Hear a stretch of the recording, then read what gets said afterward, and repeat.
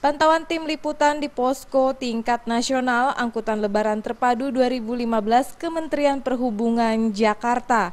Sejak hari kedua Hari Raya Idul Fitri 1436 Hijriah, transportasi angkutan mudik Lebaran 2015 darat, udara, dan laut berlangsung kondusif dan aman. Bahkan berdasarkan data yang dimiliki petugas posko untuk transportasi darat, belum ada kecelakaan lalu lintas yang terjadi. Begitu pula untuk pintu tol Kanci, Simpang Jomin, dan Ciawi ramai lancar berdasarkan CCTV yang terdapat di posko. Sedangkan untuk kemacetan terjadi hanya di sekitar lingkar luar Nagrek karena terdapat lampu lalu lintas yang mati dan Gadok Puncak padat merayap. Sementara itu untuk transportasi jenis udara hanya 2 bandara saja yang mengalami penutupan, yakni Bandara Jember karena aktivitas Gunung Raung dan Bandara Ternate akibat Gunung Gamalama juga masih terus beraktivitas.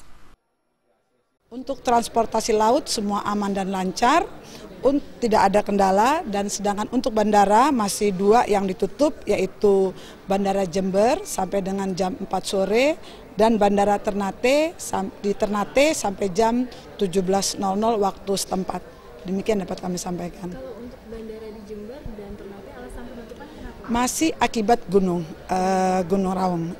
Kalau Ternate bukan Raung, Gunung Gamalama ya, Gamalamo.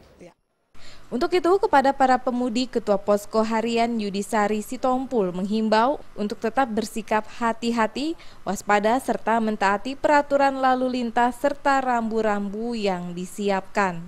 Dari Jakarta, Maria Magdalena dan Wayan Agus melaporkan.